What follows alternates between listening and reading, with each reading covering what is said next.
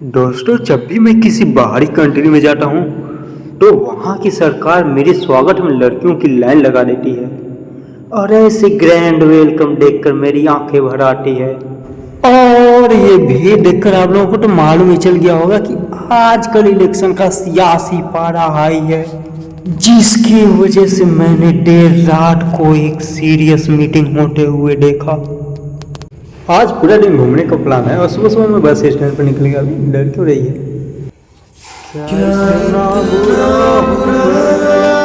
जैसे ही स्टैंड पहुंचा मुझे लगा कि मैं आज और वीडियो नहीं बना पाऊंगा। अपनी खराब हरकतों की वजह से मुझे लग रहा है कि मैं आज पिटने वाला हूँ।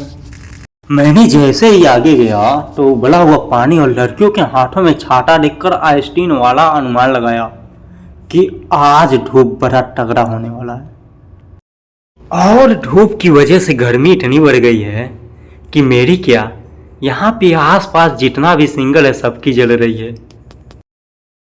तभी मैंने दो खूबसूरत लड़कियों को देखकर पीछे 4 लड़कियों को जलते हुए देखा।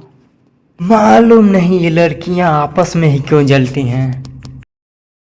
तभी अचानक मेरी नजर एक ऐसी लड़की को घूरने लगी जो साली मेरी चुड़की वाली हेयर स्टाइल का कॉपी की थी।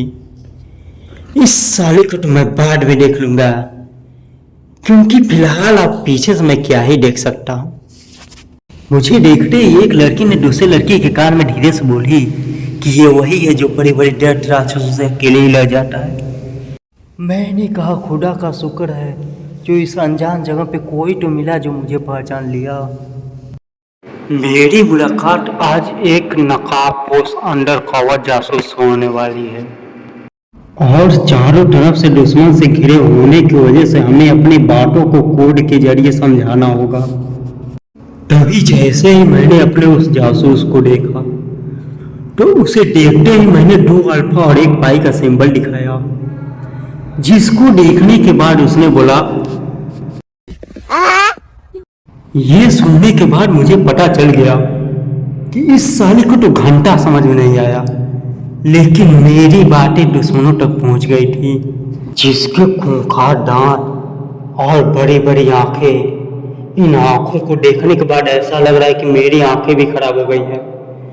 इंडिया जाते ही सबसे पहले मैं अपनी आंखों का इलाज कराऊंगा, क्योंकि मालूम नहीं क्या हो गया है कि इन आंखों से 2 बच्चों की माँ भी अब अच्छी दिखने लगी हैं।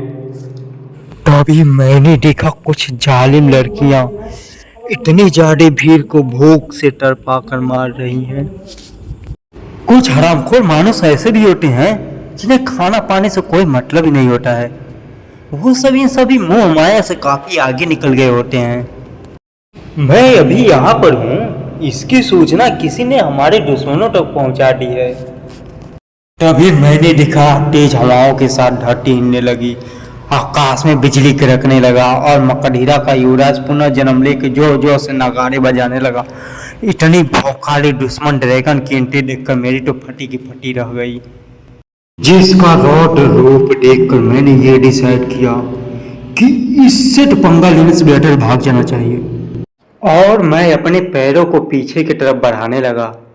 तभी अचानक मुझे एहसास हुआ कि कुछ अदृश्य शक्तियां मेरे पैरों को पीछे जाने से रोक रही हैं।